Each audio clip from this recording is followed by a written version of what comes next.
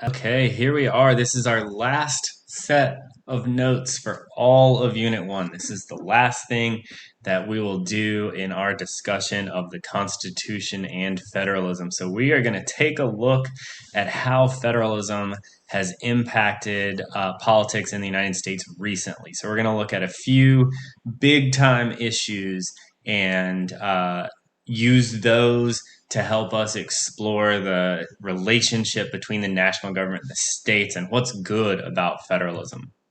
So, the main concept we're going to talk about today is an idea that someone described the states as laboratories of democracy. So, we're going to describe examples of laboratories of democracy today, and they're going to help us explain how federalism works. So, we'll be able to explain how federalism impacts policy in our real life here in 2020.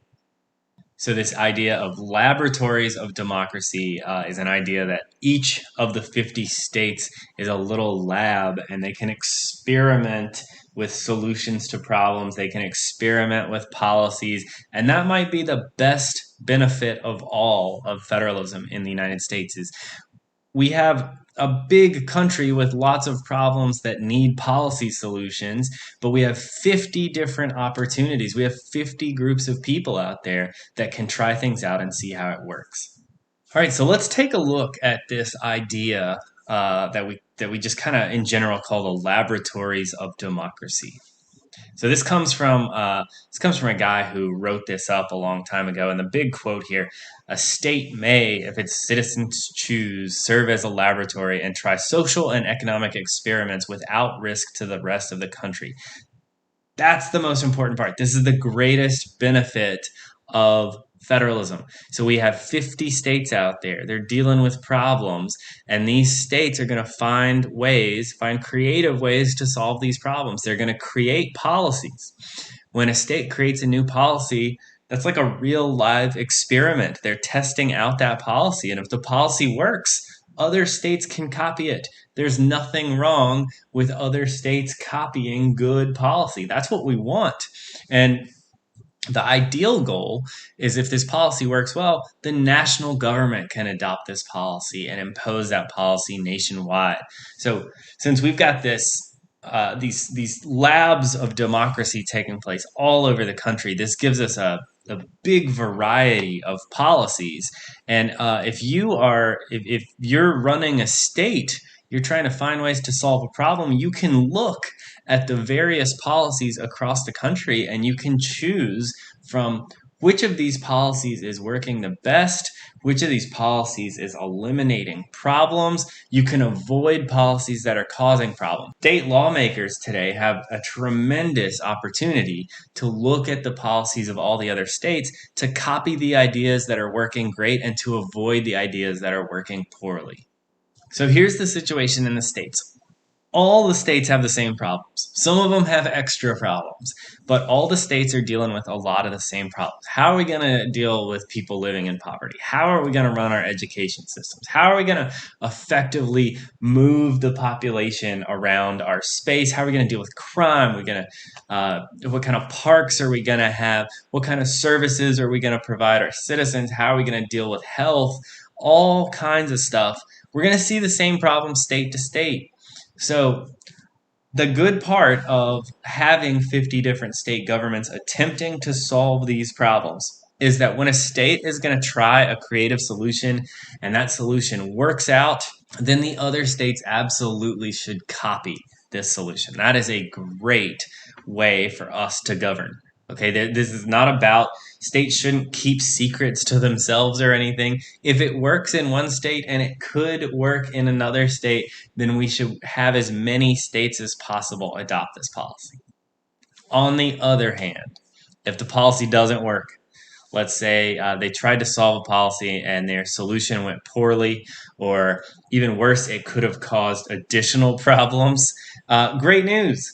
All right, that experiment only took place inside one state. The impacts of the failure of the policy were only felt in one state, and they were not felt by all Americans.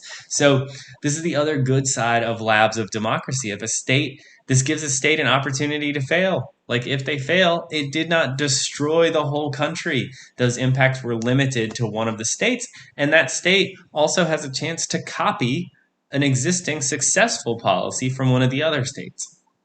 So here we're just going to explain one example of laboratories of democracy at work, because we have a great example pretty recently with the Affordable Care Act. We're going to talk about some other examples in class, but I want you guys to understand how this policy works. So let's start with what's the situation in the states. In the states, all states struggle with how to provide health care for people that cannot afford it. Okay, every state has to deal with that, because providing healthcare, if you cannot provide healthcare to people that can't afford it, you're going to end up with worse health outcomes for your state overall. So if people who cannot afford healthcare get sick, they're going to spread their communicable diseases among the rest of the population. So we should, like, states ideally would find ways to provide healthcare for everyone, and that would reduce the cost of healthcare for your state. But the way we do things here in the United States, people have to buy their own health insurance, and you need health insurance to pay for healthcare because it's very expensive. Most people get health insurance through their jobs, but not every job used to provide health insurance. Not every job still provides health insurance. So all sorts of people out there are working and can't buy health insurance, or we have a lot of the population that's also not working. But you don't just want those people getting sick, because that causes worse health outcomes in your whole population. So let's take a look at Massachusetts. Let's take a look at what happened in Massachusetts. So in Massachusetts, this is in 2006. So this is early 2000s. Their state legislature, their state Congress was controlled by Democrats. So they wanted to make laws that Democrats like. They had a Republican governor, Mitt Romney. You've probably heard of Mitt Romney. He ran for president in 2012. So they had a Republican governor, but a Democrat Congress. So if they're going to solve the healthcare problem, they're going to have to find a compromise between these two parties. And luckily they did. They came up with a compromise plan that would give access of healthcare access to the largest number of people. One of the things they did is they decided that the state needed to create a marketplace where people could buy health insurance if they couldn't get it from their job. So you could go on a state website and you could shop for health insurance plans. And this had not been possible before. So this covered most of the people that didn't have access to health insurance. And then they had to worry about the populations that couldn't afford health insurance, but they were mostly covered by a national government healthcare plan called Medicaid. The big solution here for Massachusetts was they wanted to find ways to get people health insurance that didn't have access to health insurance. And so they passed a law that they called an individual mandate. You guys will understand this law if you are drivers in Tennessee. They adopted the idea that Tennessee uses with car insurance. So in Tennessee and many other states, if you are going to drive, you must have car insurance. And that's a thing that if you don't have car insurance, you don't go to jail, but you get a ticket. So you pay a fine for not having it, and that encourages people to buy it. So they took that approach with health insurance. They said, all right, here's a website that sells health insurance.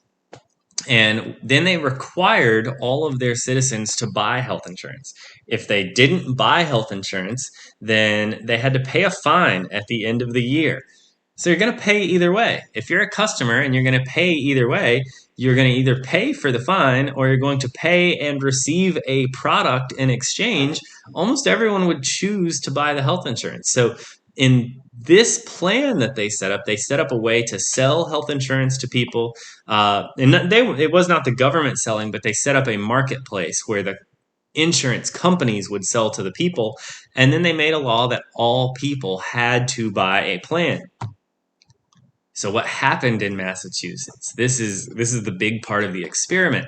So the plan, first of all, the important detail about the plan is that Republicans and Democrats liked it. Okay, that's a good feature of a plan. It shows us that it is popular with most people out there. And so this one was popular politically. But also the number of people that had health insurance increased dramatically.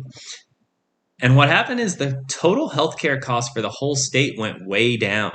Even though everybody had health insurance and was receiving healthcare, the healthcare costs went down because people were able to go to the doctor and deal with things when they were minor before they became major issues, right? People could take advantage of preventative care instead of just receiving expensive emergency treatment all the time. So it ended up costing less. So we have a plan that Republicans and Democrats like. It got more people on health insurance. It reduced the cost of healthcare in the state. And so this is a state that solved a problem in a creative way, and it was very popular in that state. So in the United States in 2008, Barack Obama wins the presidential election. Part of his campaign is that he promises to fix some of the problems in the healthcare system. So at the time in America, we had more than 50 million people that had no access to healthcare. I would have been one of these people at the time.